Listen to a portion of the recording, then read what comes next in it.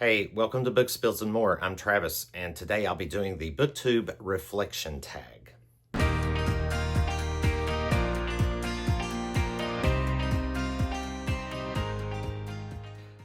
I was tagged by Mike at Bibliophile Bookscape, who also created this tag.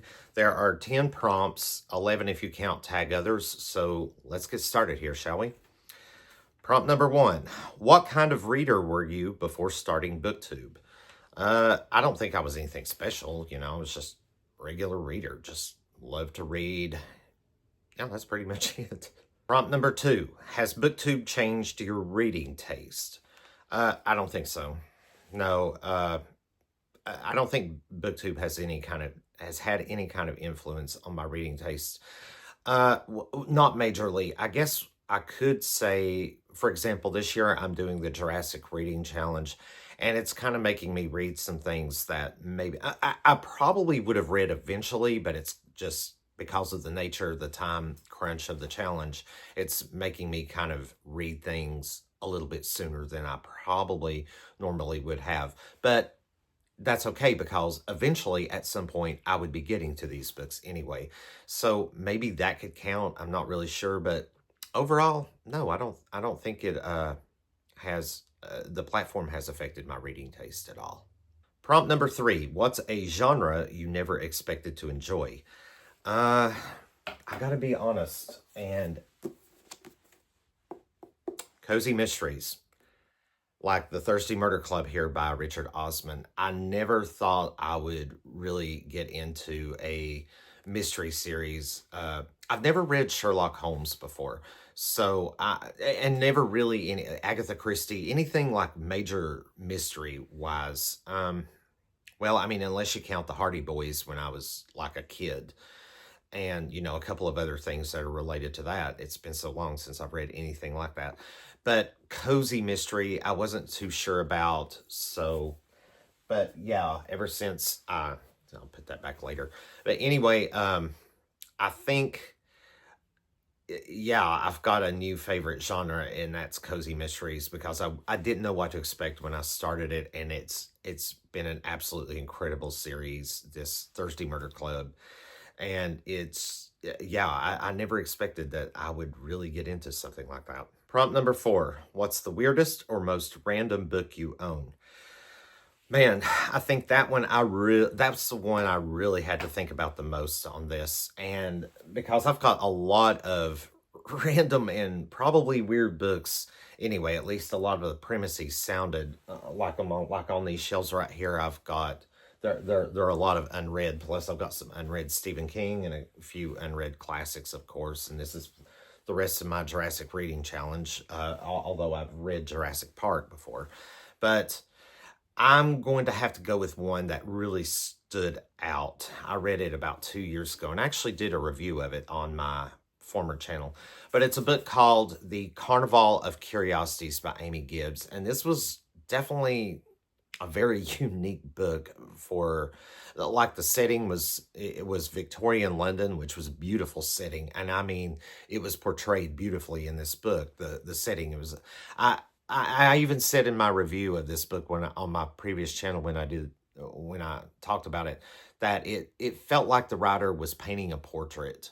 It was really neat. I did enjoy that aspect of it. I didn't really enjoy the book overall. There were things about it that just really annoyed me, and I just didn't really care for it, and it just felt ultimately like a letdown, to be honest with you.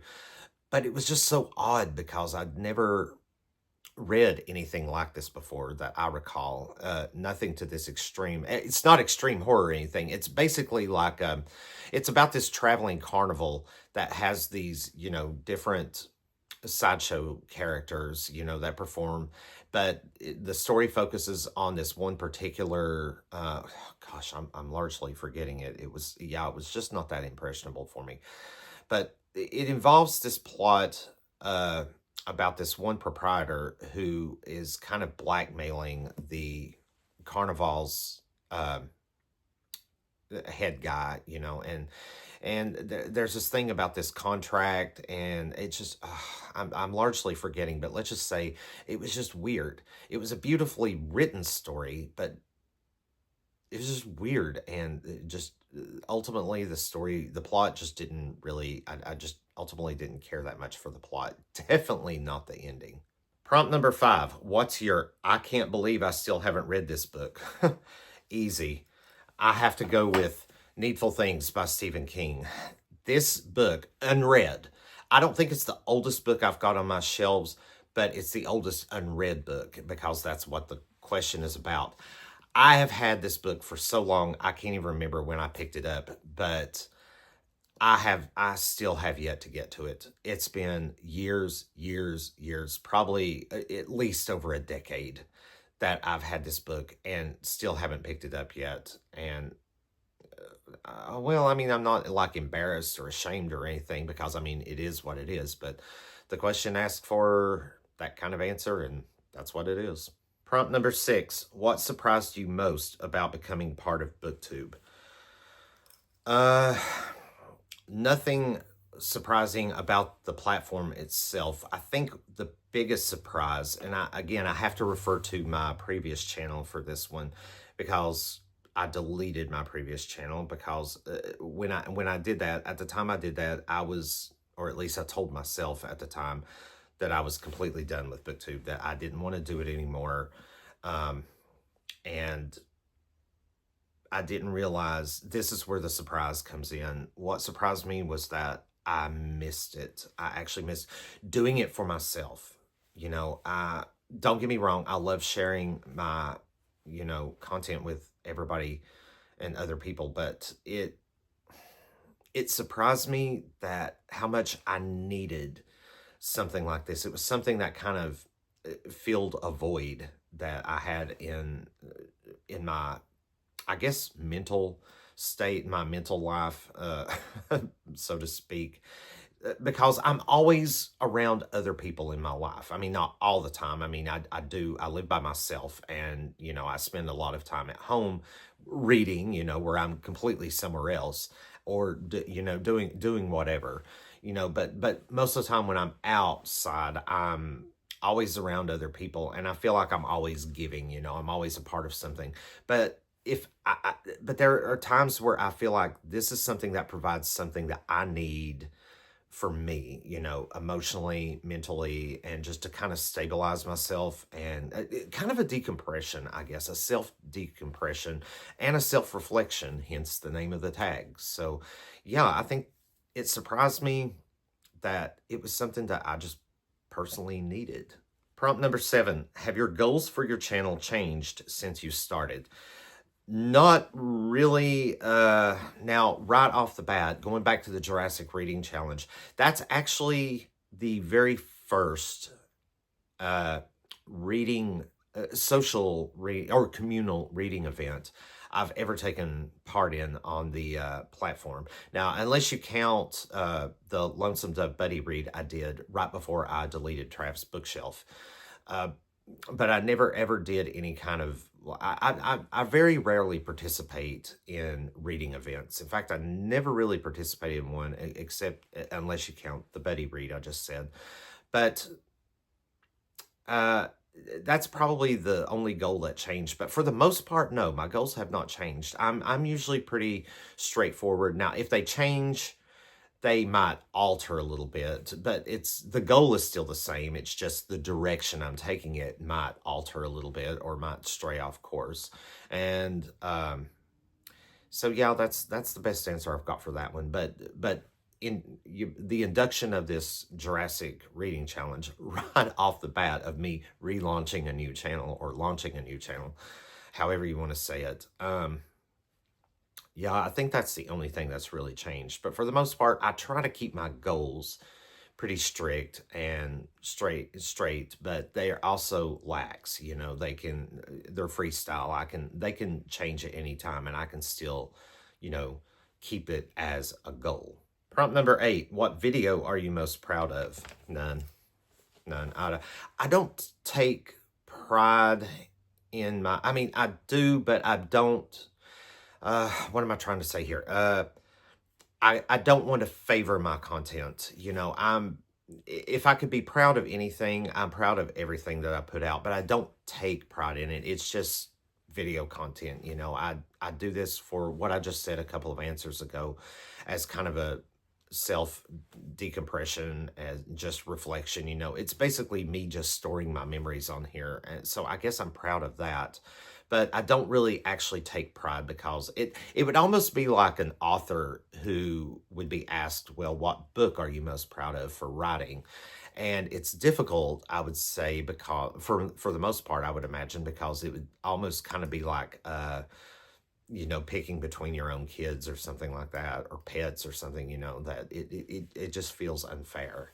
You know, I mean, yes, certainly there are videos I wish I could have done a little bit better, spoken better, behaved better, you know, but it is what it is, you know. I'm proud of the fact that, hey, I don't have to be perfect, and I'm not going to be, never going to be, and I'm not going to strive for that.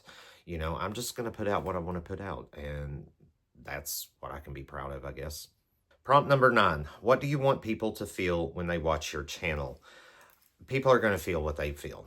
You know, nobody has any control over something like that. And I'm not suggesting that the question is asking that, but I just feel like, you know, I mean, you're going to feel what you feel when you watch, just the same way I am. When I watch somebody else's videos, you know, I'm going to feel whatever I get out of it. And that's what I expect, you know. I mean, not every channel is for everyone.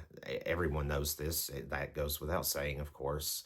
So I honestly just, that's just it. You know, people are just going to feel what they want to feel. I want them to feel whatever they get out of it, basically. Prompt number 10. What's one thing you'd tell someone nervous about starting BookTube? Oh boy. Okay. I could honestly go off on a huge tangent with this. And for the sake of time, and for this video, save a little bit of time, I'm going to try to keep this answer restrictive. But if I were to tell someone nervous about starting a BookTube channel, I would just say, do what you want, be yourself, which be yourself. We should be doing that in everything in life, you know, let alone a social media platform. So yeah, I'll just be yourself, do what you want, try to have fun with it. It's not always fun and games. Even you know, even with this new channel, it's not always been fun and games. I mean, my entire month of May was, I won't get into that, but I would leave it at that.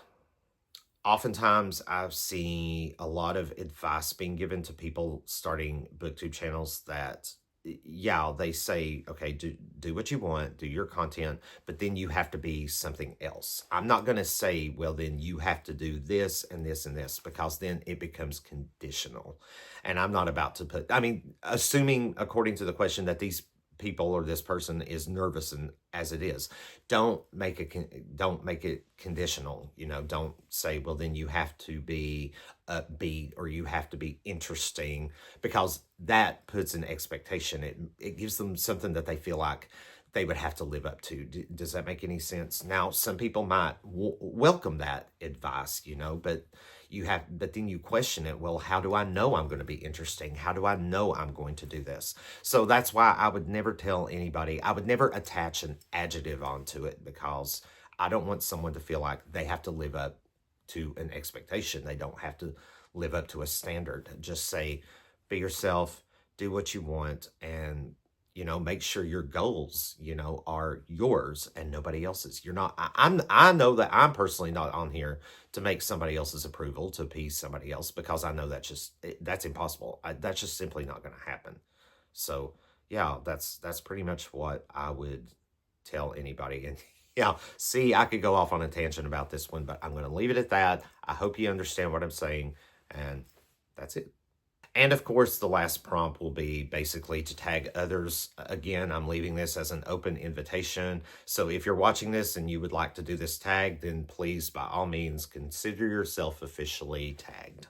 And that's it, my take on the BookTube Reflection tag. This was a very interesting tag. I'm glad I did this tag, and thank you, Mike, for creating it. This was an interesting kind of checkpoint, I guess. We're halfway through the year already. It's gone by really fast. And especially for someone like me who just, you know, came back to the platform and have already gone through quite a bit. So I needed, I guess, this little kind of update per se to kind of keep me in check where I'm at, how I feel about everything that's going on now. So yeah, this was an interesting tag to kind of keep everything in perspective. But anyway, if you stuck with me this long, thank you so much for watching, and I'll see you in the next video.